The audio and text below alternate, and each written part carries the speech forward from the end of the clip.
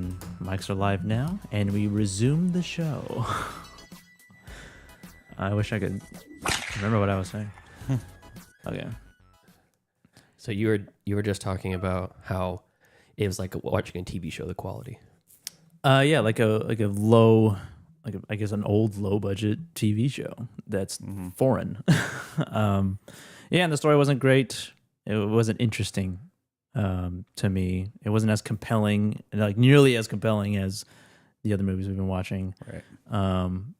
It felt, it kind of just, it felt like in a sort of a B movie American plot, I guess. And but Daddy, we're in love. Yeah, and the acting was not great, and the technical sides of things like filming also weren't super great as well. So, not a super good time. Yeah. To be honest. Okay. TBH. Yeah. Pete, what was your initial thoughts on Hudson River Massacre? Okay, so context. When we were walking up the stairs up to the studio, Yes. today, right before we started recording the first part of the show, Dropping some lore. you said, "Pete, I apologize to you," and I said, "What for?"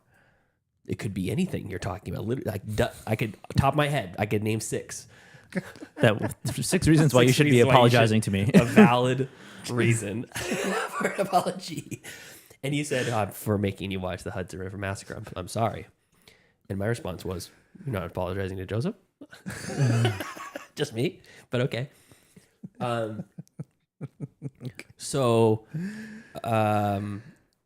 I thought to myself, when you first mentioned it, it was week 2. We went around and we talked about all of our movies that we're gonna have. Yeah. It was like, okay, the first one was Good, Bad, and the Ugly. We know that going into it. Yes. Joseph had that in his back pocket. Boom, granddaddy of all spaghetti westerns. Yeah.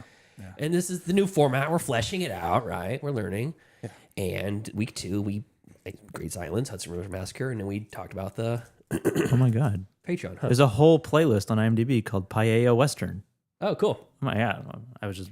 You were just joking? I didn't know that was an actual thing. I looked that up last week because it was after this when I was researching this. That's a sub-shoot of spaghetti western. Oh, I had no idea. Yeah, it's primarily Spanish, but it's all the same, you know.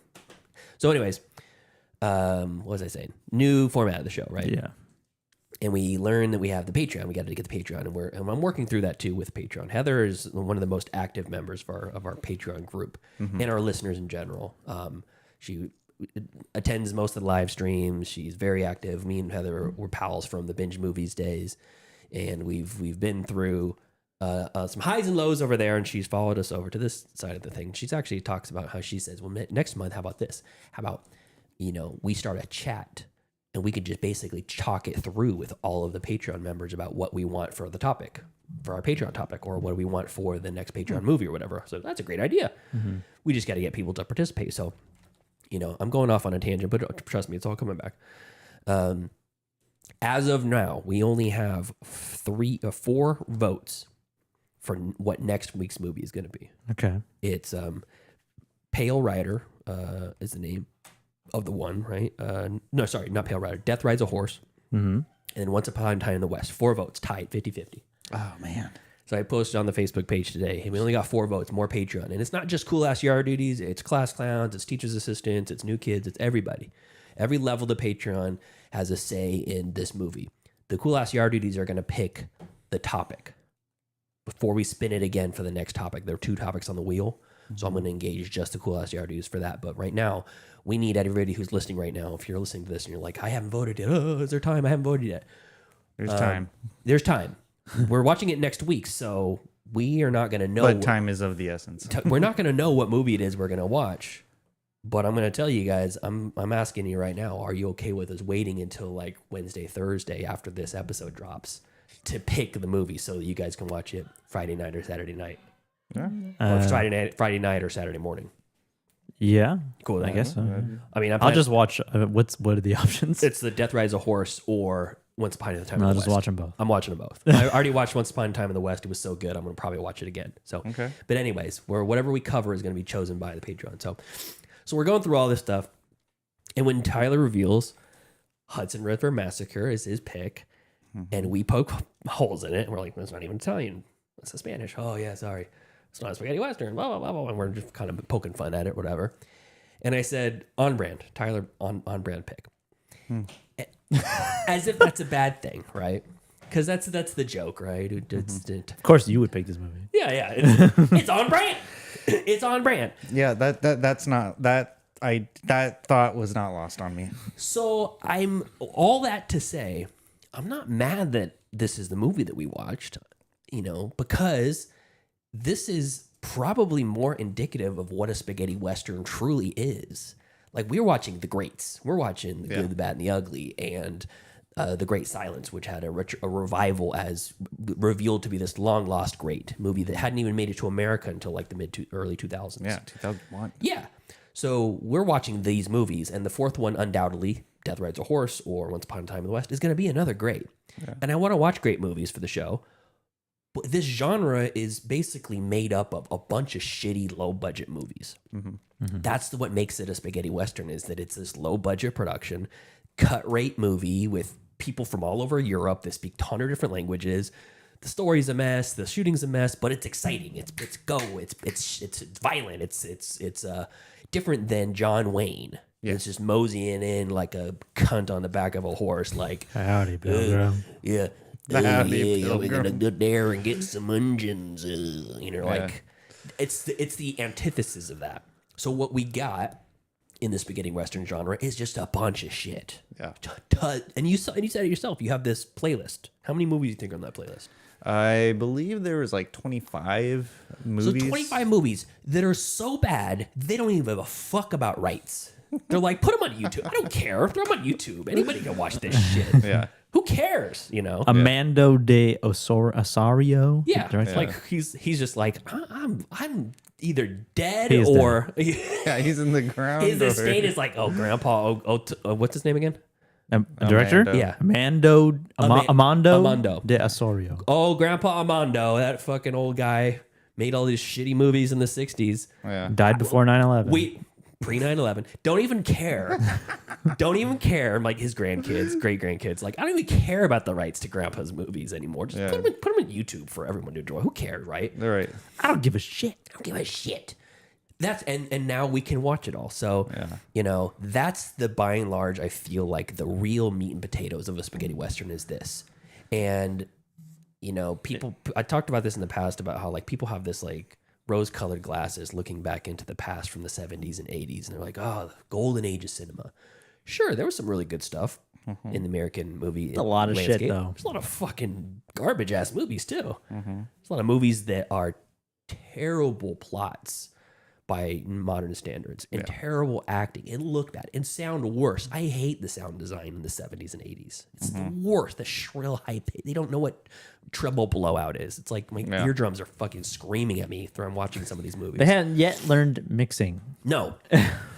So, and spaghetti Westerns is no different. So as opposed to the anger and the hatred that was filling Joseph's heart when they that scene first happened, I watched for a few dollars more, and then I watched that 1946, 1949 movie, River Massacre. Massacre River. It was only like an hour and 20 minutes. And I'm like, perfect palate cleanser. Let's shake the Etch-a-Sketch, start fresh. I don't want to have this great fucking best of the trilogy of The Man with No Name fresh in my mind. And then I watched this dreck that Tyler brought to the show. I didn't want that, so I wiped it clean, and I went in, and the first scene when that fucking guy rides around the side of the log cabin, and I'm looking at that log cabin, and the guy's standing there, and they're like, hey, thanks for coming over. Hey, your brother, someone killed your brother. And I'm like, this is exactly what I was hoping for for a spaghetti Western. I finally got what I was expecting, because when we watched the other two movies, I'm like, these are legitimately solid. Yeah, they're great, and yes, they're ramshackle and they're sloppy and the budget's small and whatever. But objectively, the stories are interesting. It's like the man with his throat slices a child and comes back for revenge on the bounty hunters that are wreaking havoc on this poor village. Yeah, or, you know, 3 gray hat cowboys of various levels of, you know, integrity in a 3-way Mexican standoff for $200,000 worth of gold. Yeah. It's like, those are interesting, compelling stories. And then this is like, it's still kind of interesting because I think that the fact that fur trading and fur trapping was such a huge part of like the American West and the Canadian, you know, frontier around that time of like colonial America, or maybe slightly after that. I mean, from then till now, there's a reason why people in Louisiana speak, you know, Louisiana Bayou Cajun. Yeah. It's like that's part of the French territory, right? Or whatever it was. What do they call it? The Louisiana Purchase. Louisiana Purchase, yeah. And it's like that shaped our country in a way that we can't deny. And like the French dudes up there, listener Steven up there in French Canadian land, you know, there's the holdouts from that. But it was built on the backs of fucking beaver skins.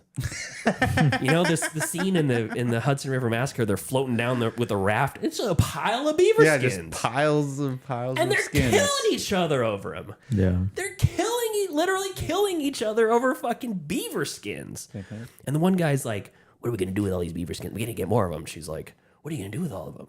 We're going to trade them for guns. Mm-hmm. Good guns, better guns than we got now. For what? Yeah. To get more skins. To do what more? Buy more guns.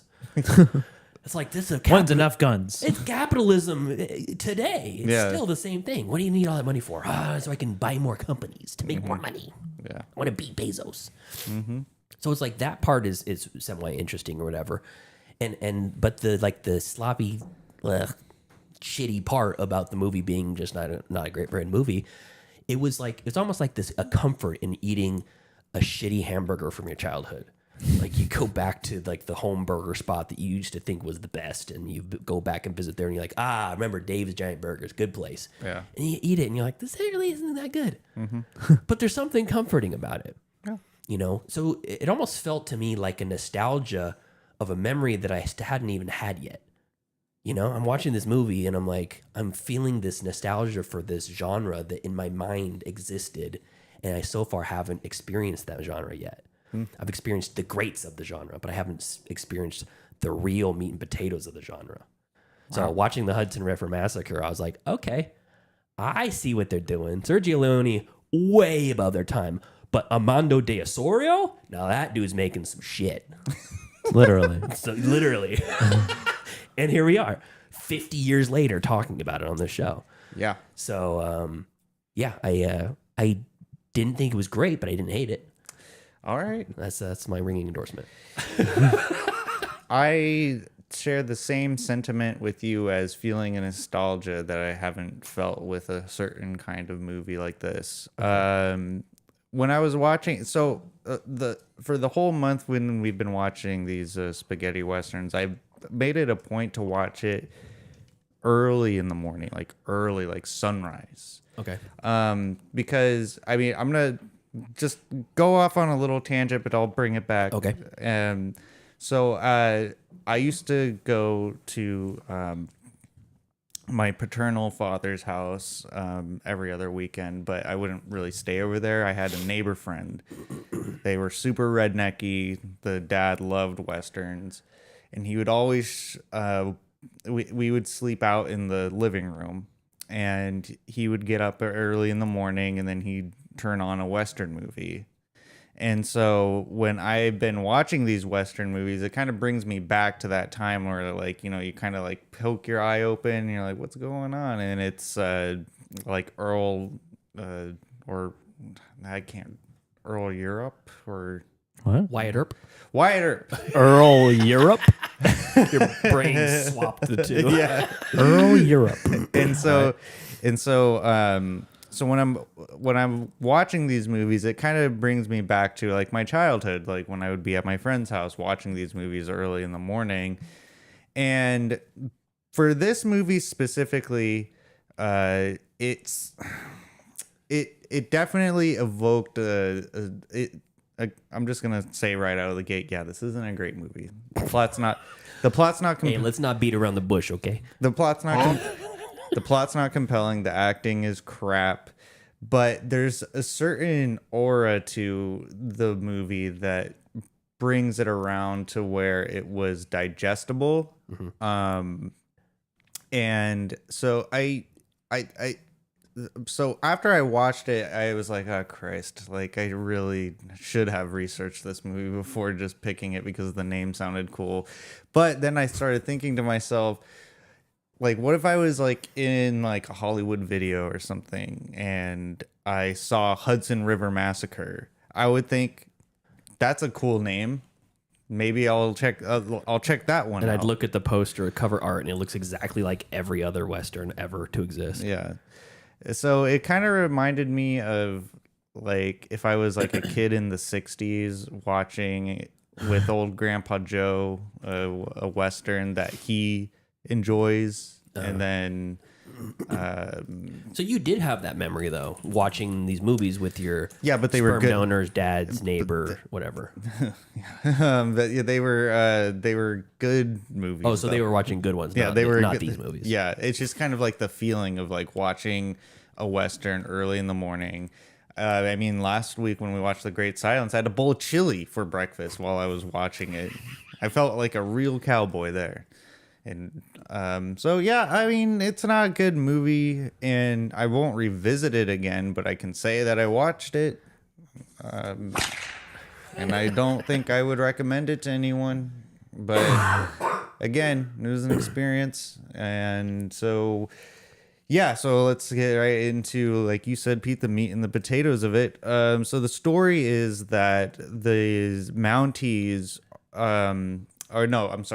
the fur traders want to govern themselves, and the Mounties, the Mounties are trying to govern them even more because they find out about a conspiracy to overthrow their way of governing, and then they kill the 3 conspirators, one of which was a brother to Victor, our main protagonist.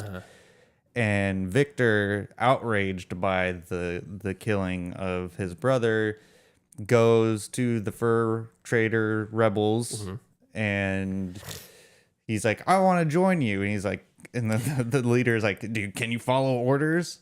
He's like, yes. Okay, then. Why is that? That's a valid question. Valid question. Can you follow orders? Yes. Okay, you're in. Yeah, that's essentially what you happened.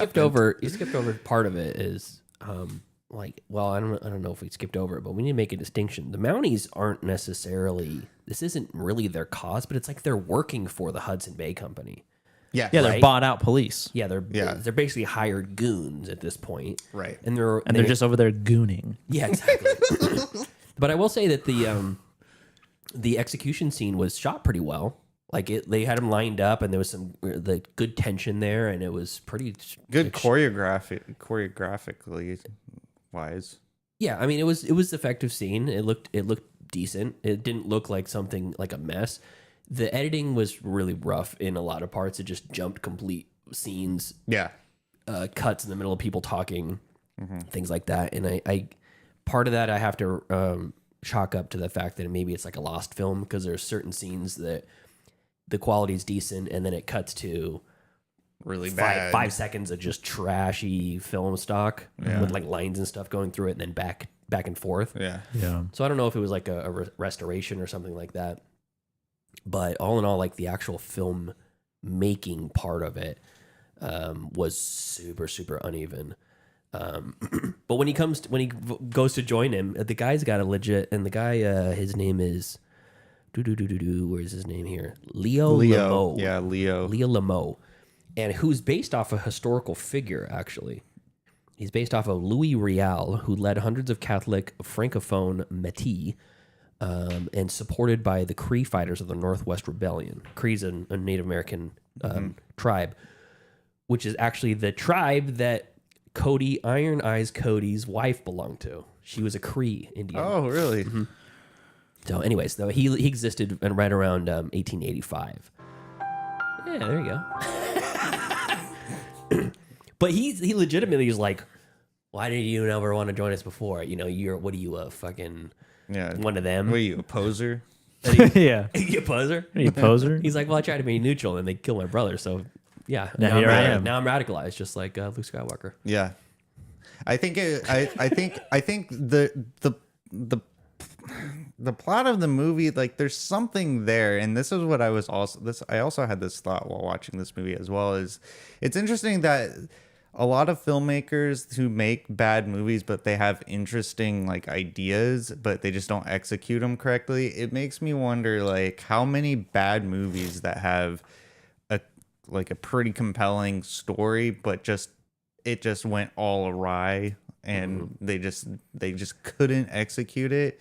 And so it kind of made me think like, well, maybe some remakes aren't that bad, like of like old movies or even current movies. That's the kind of remakes we should have. Good concept, bad execution.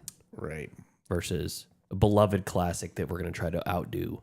Yeah. So an already good movie. Yeah. And we're going to try to remake it and make it even better. I mean, I think it's more of like a challenge to the artist as well to have an interesting idea from a bad movie made into a good movie. And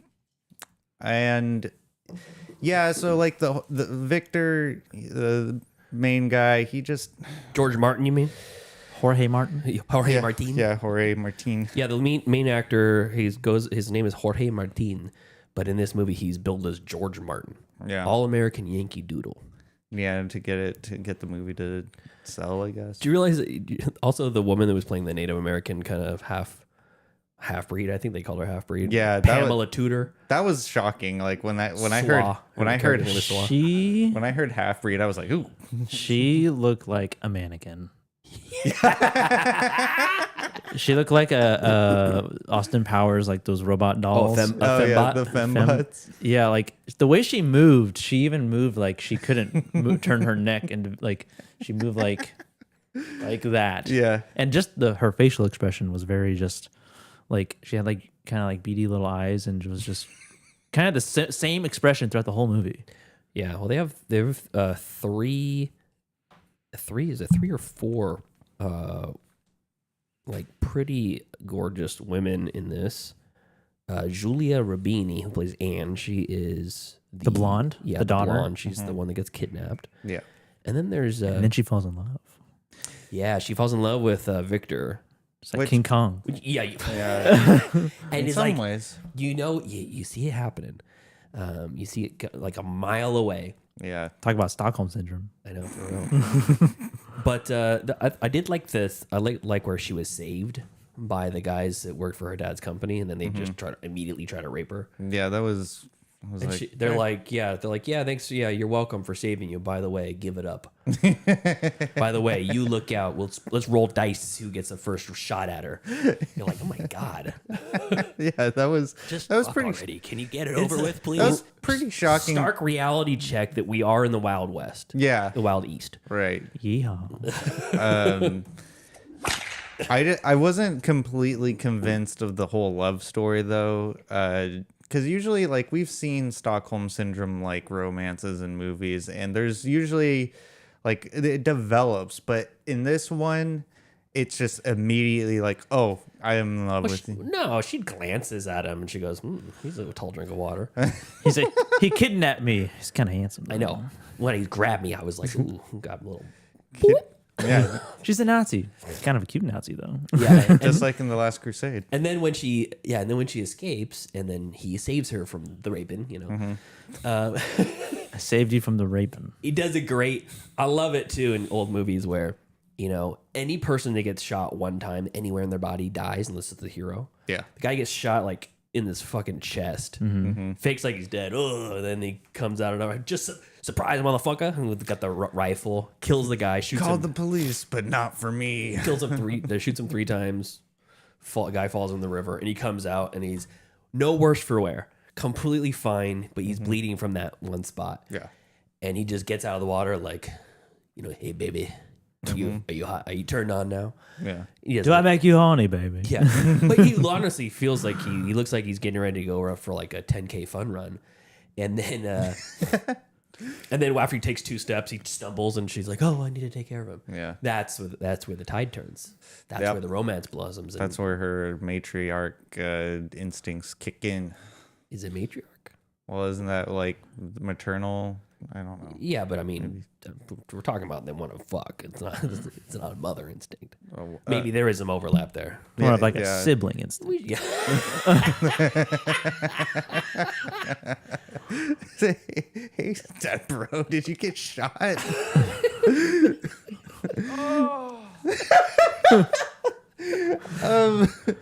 The ADR in this movie is really bad. Like they don't even make an attempt to like have like actual dialogue. Can we make a distinction for that? ADR versus dubbing. Yeah. Oh, it's not- dubbing. it's not Sorry. ADR, it's dubbing. All right, you're right. Yeah, I don't know the jargon. Well, that's why we're it's a class. So yeah. ADR, you're basically trying to match what's on the screen to make it seem like it's like a better Like a you better said take. it. Well, isn't Yeah. that what I was just describing? Or No, dubbing because this was filmed in Italian, Or Spanish. Spanish, yeah, or maybe Italian. Who knows? And they dubbed it in English. Okay. All right. So originally, I thought they just didn't have good mics, and so they just dubbed. No. Oh, So, so, like, so what- they're all speaking a foreign language. Like the didn't know Attack of the Clones is entirely ADR Okay. because they were using incredibly Cameras were loud super loud, cameras. So the director's cut was 99 minutes long. It was distributed in Italy only, recorded in Spanish, dubbed in Italian. Then the Spanish version was cut to 89 minutes. That version was released in Spanish in Spain, but then also dubbed in English and was limited. That was the basis of the international distribution. And then in Germany, Austria, they dubbed the Spanish version over with German, and they Jesus cut Christ. 5 more minutes out of it. Damn. Yeah, so it was down to Why are they 80 cutting so much ads for countries? I don't know, German sensibilities, you know? Who knows what was in that original 99-minute cut? Those Germans were like, Oh, that's a Jew. Get him out of here. Get them out. They're like, they cut 10 minutes out for the American release. Oh, really? Yeah, that was one originally dubbed into English, the one that we watched. Yeah. huh.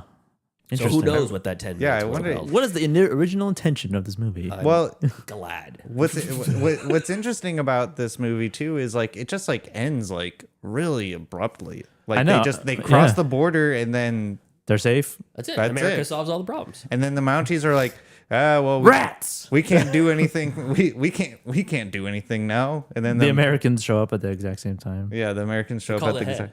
exact, and then the father is just like sitting there giving his daughter the death stare while she's with Victor on the other side of the river. Yeah, the whole time they thought that she was kidnapped by them, which she was, but At first. then she, Well, then they see the was- hand holding, yeah. and he's like, "I see how it is." I see how it is. The dirty Canadian. I am the law. It's funny too because he's British. Because he kept saying English this, English Yeah. that, you English do British. this. And I was thinking, aren't you? Well, you're all speaking English, but I guess English the country. Not speaking American, though. Yeah. Well, and I mean, nothing's really resolved at the end of the movie either. No, they get away. Well, Was that the goal? but the And whole not the goal established at the beginning. yeah. What Did they was- complete that goal? No, they What didn't. was the goal? The goal was to Fuck overthrow with the Hudson River the company. Yeah, it was the goal. Hudson Bay Company. Yeah. That's what it was. Yeah, it was the goal was to overthrow them from governing the fur trade and their way of life, and then they completely just left that out and just Like- focused on the love story. Like in the Yeah, they kind of last lose the half- plot, and then they, Yeah. or Well, they shift it. In Massacre River, there's almost no massacring at the river. There's almost no Indian boundaries overstepping in American boundaries. It's all about a woman who falls in love with a man who already has another love interest. And I'm watching it, and when I first turned that movie on, I was like, "This is a remake of When a Man's a Man." It's all about love triangle and all this stuff, and I'm like, "That makes no sense." And then as I went on, I'm like, "Okay, there's no fucking massacring at this river. Where's the massacre? It's all about like a love story." It's an emotional massacre. It's the old Roger Corman bait and switch. They put the exploding helicopter on the cover of the box art, and there's no exploding helicopter anywhere. And in this movie, you have this Hudson River Massacre, which actually does take place at the end. They fucking bloody ass fight. Yeah, that was brutal. Yeah, that was a lot of dead bodies there. It just kept going. Yeah. A lot of also dead bodies that were still breathing. Yeah. Did you see the one guy who was laying with his horse down and he kept trying to keep the horse's head down from moving? Oh, no. Horse kept trying to get up. It's like, is the steam still rolling? Horse I is think like, I did catch that a he's little like bit. pushing down on the head. It's right in the foreground too. Are they trying to assume that the horse is dead too? Yeah, like the horse got shot and killed as well.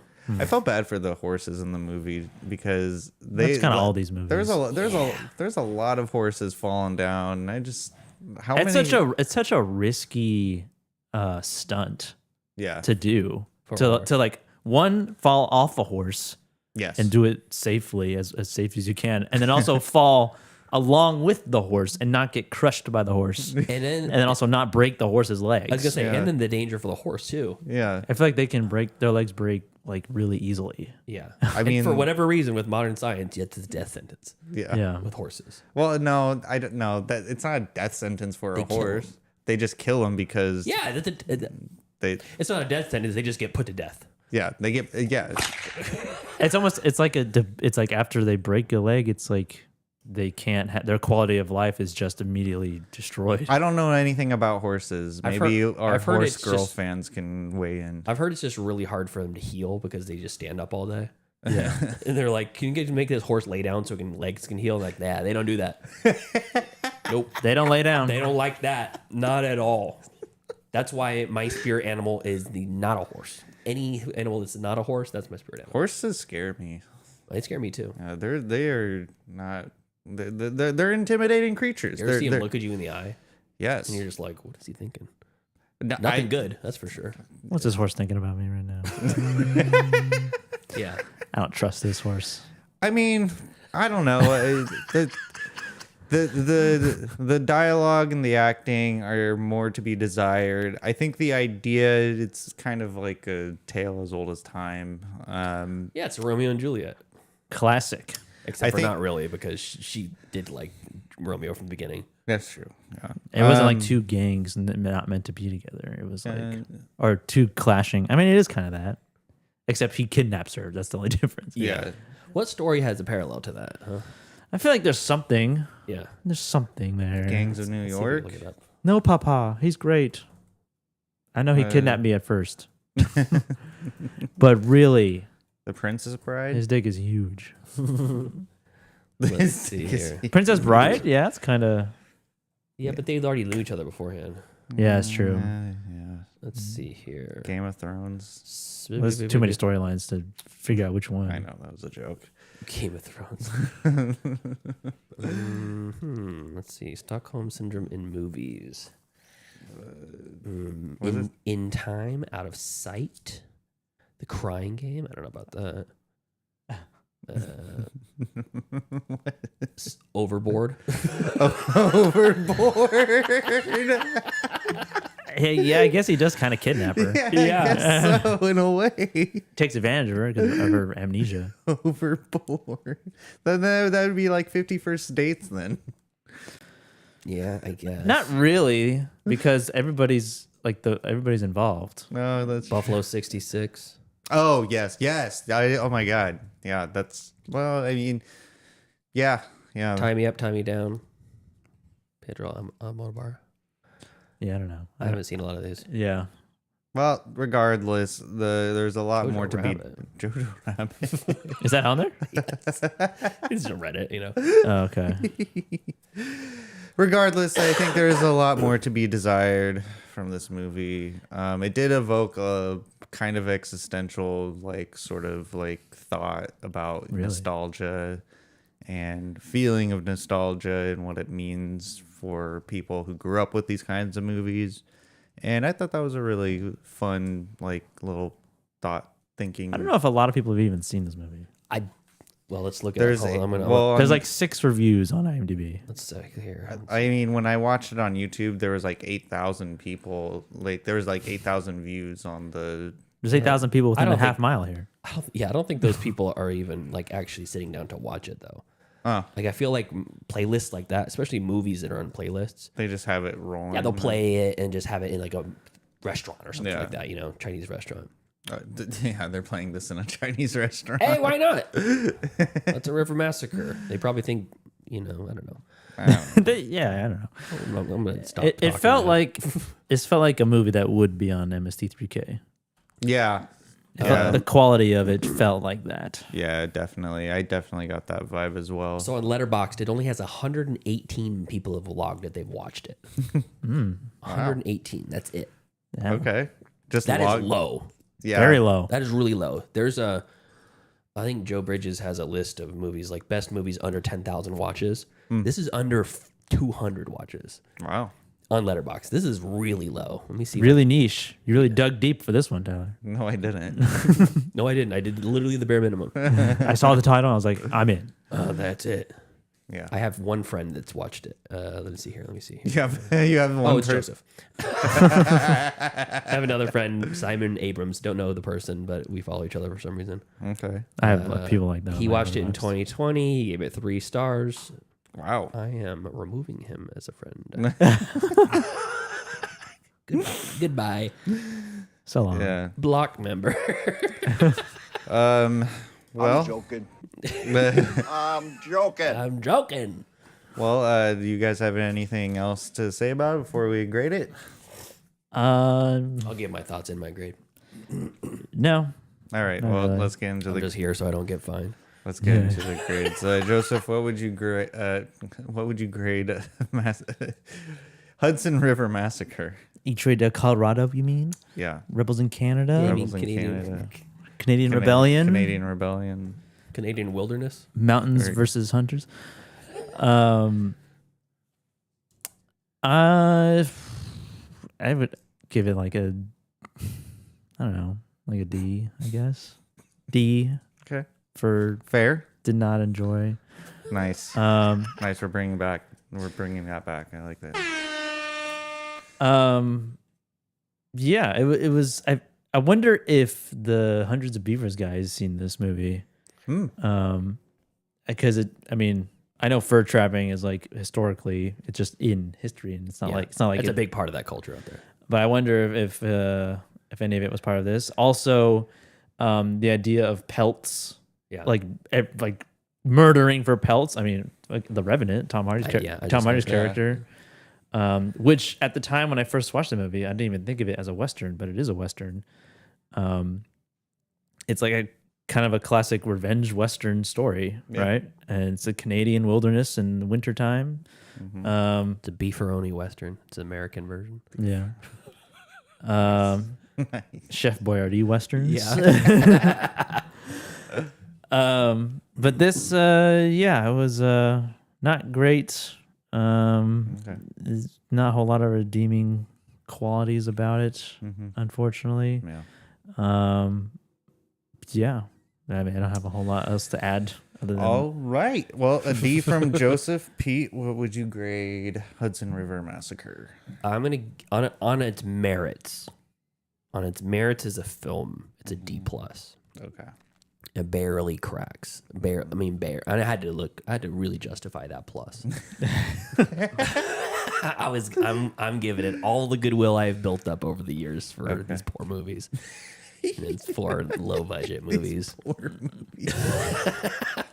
and majority of it comes from like there's a few scenes that are legit like shot well. And you can tell they took time with, like the execution scene is one of them, and the fight scene at the end, the kind of like never-ending fight, gun shootout or whatever. I like that. I thought it was good. Some of the acting was okay, but most of it was bad. I just like the idea of people killing each other over beavers. You know, nice beaver. I like that. You know, hey, give me those beavers. Oh, you got too many beavers? I want the beavers. Too Not all. many beavers. Pry these skins from my. Not all of them, just the skin though. I'm joking. Yeah, so I don't Give me that. I Give me that. it's a D plus on its merits. But for the context of our show and for the context of Spaghetti Western April, I'm very glad that we watched it because this is I'm forever and more. It's a variety. Hudson River Massacre is gonna be my placeholder for the Drek of the genre, of the Spaghetti Western genre. Yeah, And you did that, Tyler. it's in the Well, I'm top glad of the that pile is- of shit of Yes. that spaghetti westerns are built on. You single-handedly embedded, you've inceptioned into me I inception. You've entered him. this paella hold on. western into my zeitgeist of the spaghetti western oeuvre. It's now Hudson River Massacre is the placeholder for all of them. Okay. And the good ones are the rest that we watched. Great. So, That would. yes. Yeah. So very good. Very what I'm saying poignant. is on brand, and thank you. Yes. Very. Yes. That idea was not lost on me after watching this movie.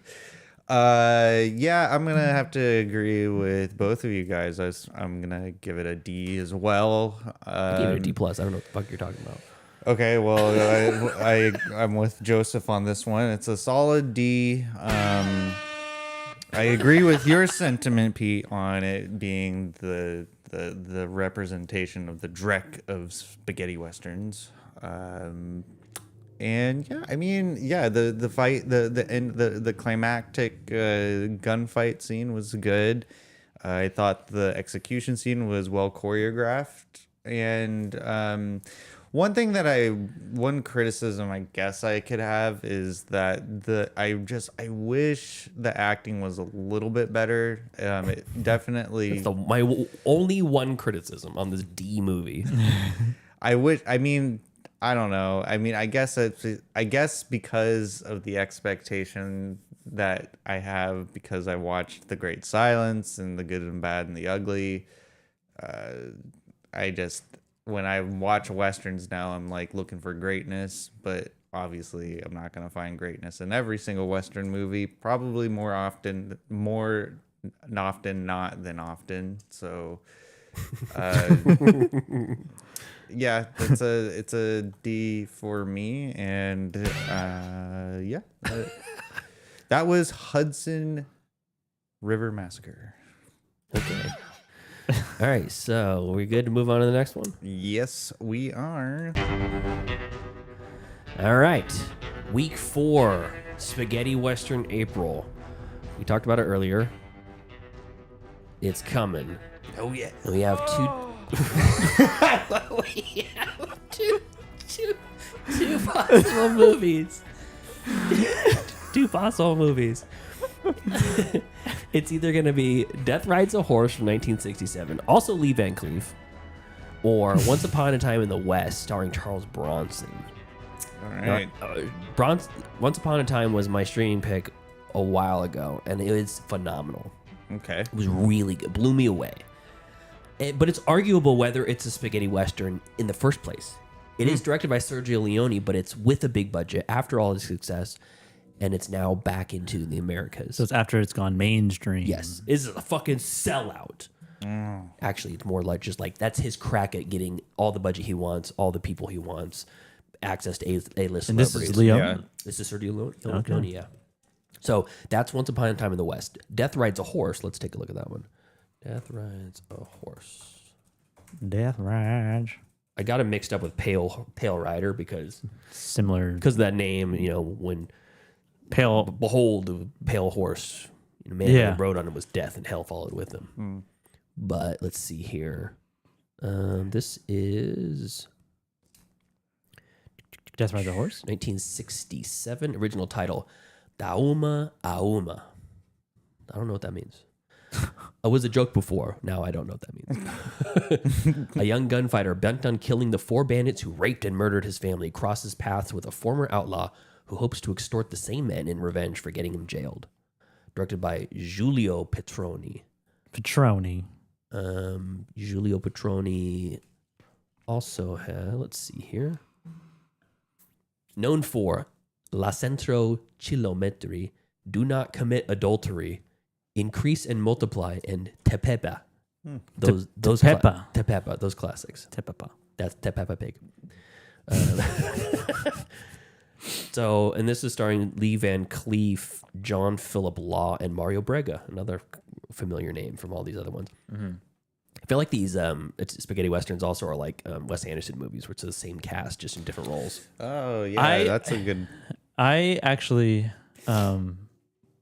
think that Wes Anderson also owes a lot to these movies. Really? Yeah. I think musically, there's a lot for his scores. I think there's a lot that he uses for his movies, and also some of the visuals. I think the sort of like wider shot. There's some like symmetry in these shots. So there's definitely like it's more subtle than anything. Yeah.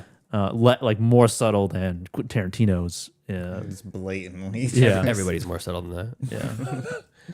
Yeah. So that's a 7.0 on IMDb, and the Once Upon a Time in the West 8.5 on IMDb. Very, very highly rated. And this one is considered an epic spaghetti western. Epic. A mysterious stranger with a harmonica joins forces with a notorious desperado to protect a beautiful widow from a ruthless assassin working for the railroad. Written and directed by Sergio Leone. Also written by Sergio Donati, and Dario Argento actually wrote part of Once Upon a Time in the West. He did one of these. Yeah, he did. I think so. I remember. Great Silence. Maybe it was. Yeah. But I mean, Italian dude. So this one stars Henry Fonda, Charles Bronson, Claudia Cardinale, and she is absolute vision in this for sure. She's a babe. Yeah. 2 hours and 46 minutes. Original title, Sera una volta il West. So maybe it was in America. Maybe it was shot in Italy. Maybe it was shot in Italy. Maybe I'm completely wrong here. Maybe I'm crazy. Well, so the Patreons are choosing the next spaghetti. Which of the two? Yeah. Yeah, which of the two? So That we review, Yeah, yeah. right now it's tied for 2 and 2. It's 50-50, right down the middle.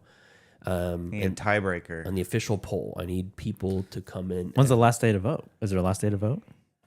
Wednesday. Okay. New release day. This episode comes out Wednesday. If you haven't voted yet, please vote now. Go on the Patreon, go on the Facebook page if you need the link, or just open the Patreon app, sign in. I know we're not very active on Patreon. We're trying to get the Patreon members more bought in, so this is a more regular thing. And then next week, when we review this during the week, we need to get the Patreon's next decision for the movie that they want on the wheel, or the theme, the genre, the topic. genre. Yeah, the topic, Subject, genre. subject. Yeah.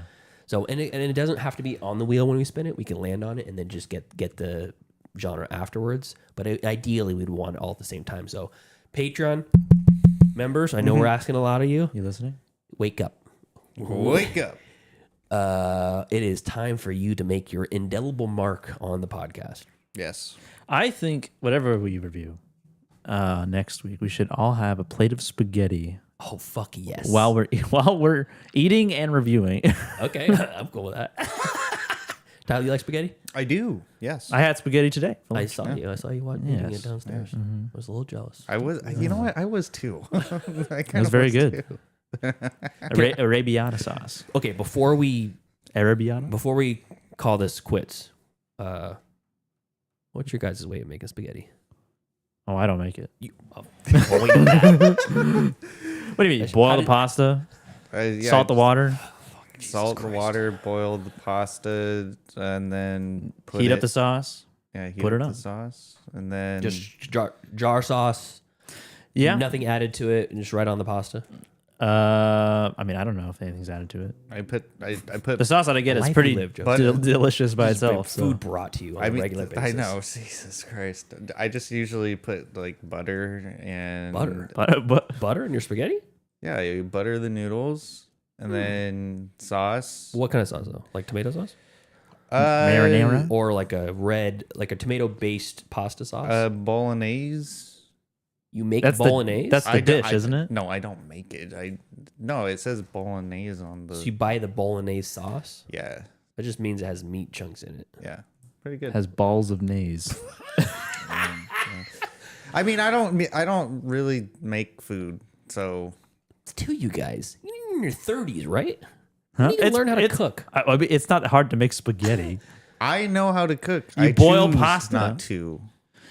But would you... Okay. Well, then what's... it's spaghetti. I like to cook down all the vegetables first, chop up the onions and the vegetables you're going to put in The there. garlic with mushrooms. Do you use a razor? You use a razor blade with use the garlic garlic? anymore. Oh, yeah, that's right. That's right. Brianna. Yeah, Yeah. she's allergic. No garlic. I fell in love with a vampire, so for the rest of my life, I can't fucking eat garlic. Can't have garlic around me, near me. No. In the I vicinity. can barely allowed to use onions. Okay. So cook down the onions, I usually put some peppers in there. If you're making... Wait, you're making your own sauce? Yeah, no. I use the jar sauce. Oh, okay. This just adds to it. Adds more fresh flavor. Well, sauce I use already has all that stuff in it. It's not fresh though. It still tastes delicious. I'm just telling you, it's a level up. All right, so it's a very quick. You simmer it, you get it all cooked, and then you boil my pasta in a salty water, super salty water. Yeah. Correct. And then when I drain it, I pour off like a big bowl of the starchy water. Leave it off to the side. Yes. And then I forgot about that. Yeah, and then I put this pasta right into the sauce. I don't keep them separate and then pour it on the plate. I mix it all together. Okay. Oh, okay. I put the pasta in a little bit at a time until I have the right sauce to pasta ratio. Right. And then if it's a little too thick, I'll pour some of the starchy water in the container with it. But I cook the sauce with the veggies and all that shit for probably like 30 minutes before I just continue to cook the flavors back into the sauce. And I put red peppers in there early so it's like a little bit spicy. Your living room must smell like heaven when you make spaghetti. Only if there was garlic it would. Yeah. It smells like almost heaven. Yeah. Without the garlic. You're on the outside of the gates. I'm just watching. Whenever I try to cook, I always have to choose the most complicated dish. Like I tried to make a couple years ago. I tried to make. I did make it homemade tomato soup. Yeah, that's tough. Um, It's not tough, but there's a lot of steps. It's more involved than you think it is. Yeah, it is. I got. It's not just tomatoes. Like French onion soup. I got like a bulb of garlic, wrapped it in foil, covered it in oil, and put it in the oven, roasted the garlic. And it's cool when you do it because it just like kind of squeezes out when you take it out. And it's very nice. Like paste. You got immersion blender, all the vegetables and all that stuff. It was delicious, but it was just like, this is too much for me. I know. It's like when you spend 2 hours cooking food and then you eat it in 30 minutes, then you got 2 hours worth of dishes to do. Yeah. Like this, I understand it. I know the things that I can make, and it's very little, but I do make them. Yeah. Producer Justice will make something, in the kitchen. Me and Brianna are watching him. And he has there's like the 5 recipes that he makes over and over again. And each of them have 4 or 5 different components at once. It's like potatoes, chicken, pasta, whatever, that you can all cook at the same time. The staples. But he'll cook one thing to completion and then set off to the side and then cook the next thing to completion and then set it off to the side. One at a time. I'm like, you could boil 2 pots. There's 4 things on the stove. He's like, nah, that's too much. I don't want to lose myself in it. So Can't keep track. So he makes this what's he call it? Ensalada de pollo. It's chicken salad. It's chicken salad, but it's Spanish. literally the second in Spanish as it is in Romanian because he says that's a Romanian dish. Oh. And Chicken salad? Yeah, but it's not chicken. It's more like a potato. It's more like potato salad with chicken in it. Okay. Oh, okay. Interesting. Yeah. So, anyways. But we're gonna eat bowls of spaghetti. He makes it. It takes him 3.5 hours to make one serving of it. Damn. And it's good. We put it in the fridge and we kill that thing for like a week. It's like a big ass serving. When does he start cooking? Like 3 p.m. He usually cooks it like on a Saturday, or like a weeknight. Yeah, and then it'll be midnight when he's done cooking. We'll eat it the next day. Yeah. And it's good. And then I look at the pile of dishes in the sink. I'm like, fucking Christ. That's my problem. I use a shit ton of dishes. I'm always like washing my hands in the middle of it because I'm like, my hands are sticky or wet. Oh, there's a thing on it. Yeah. Okay, so spaghetti next week. Spaghetti next week. And I'll volunteer. I'll make the spaghetti. Well, it's We're not my making house. all of our own spaghetti. Ooh, we can. Oh, let's do that. I was gonna Make your bring own spaghetti and bring it. Yeah, and then we can And then we'll show it on the camera. yeah. This is my spaghetti. Yes. Brianna does this funny thing where she just called any pasta with a red sauce on it spaghetti. It could be elbow noodles, macaroni, Penne. linguine, anything. It's just all spaghetti. If it has a red sauce. If it's like the meaty red sauce or whatever, she's like, I'm going to make spaghetti tonight. And I'm like, what the fuck is this? Spaghetti. This is macaroni with red sauce. I love it. It's like, that's spaghetti. Don't get bogged down in the nomenclature. It's spaghetti. I'm like, It's pasta. It's all tastes the same. It doesn't. I love it. Oh my god. Italians are like the modern day Taco Bell creators, where they're like, we really like the ingredients we're using. We just need to put it in a different shape. Yeah. We got elbows. Make this one looks like a bow tie. Rotini. Yeah, This one's a bow tie. rainbow rotini. Yeah. Yeah. This one's made out of lentils. Anyway, Spaghetti Western April is almost to a close. Bang bang. Yeah. We got to do something food related to the end of each topic. Yeah. So you guys anything else? No. Okay. All right, so thank you to our cool SCR duties over on Patreon. That's Javier, Heather, Michael, and Chris. And if you want to support us too, you can go on the Patreon, patreon.com/middleclassfilmclass, and support us there. Or you can just go on the YouTube, and support us for free and make Daddy Bezos pay us. We are almost to $100 earned on YouTube. Almost there. And I say almost, we're at like $60. Close enough. Round it up. Round it up, almost there. How many dollars an hour are we making? Like dollars? Yeah. 0.07 maybe. But I'll say it's funny because our highest viewed video is, of course, the explosions compilation video. Yeah. It's at 175,000 views now. Damn. We don't make any money off of that. It's copyright. It's all copyrighted. We got to make our own explosions. But it gets people. No, it's illegal according to the comments. According to the comments. According to the comments, it's illegal to make our own explosions. The comment section of that explosion video is fucking chaos too. Oh, wow. If you ever want to get a laugh, there's some really weird stuff in there. Okay. It's actually illegal to explode things on YouTube. I'm like, What? thank you. What? Someone's like, looks like pepcorn. That person's like, I am the law. Yeah, exactly. So, but anyways, Awesome. all right. So until next time. Thank you for joining us on part 3, Hudson River Massacre, Spaghetti Western April. Where is it here? Yeah. Follow us on Facebook, facebook.com/MCFC podcast, and send us an email, mcfcpodcast@gmail.com. And follow us on Instagram at Middle Class Film Class. and TikTok at Middle Class Film Class, and on Twitter, podcast MCFC. So the review will be a mystery of next week, but it's either going to be Death Rides a Horse or Once Upon a Time in the West. Only time will tell. Sweet. Yeah. So thanks for tuning in. We'll see you next time. See ya. See ya.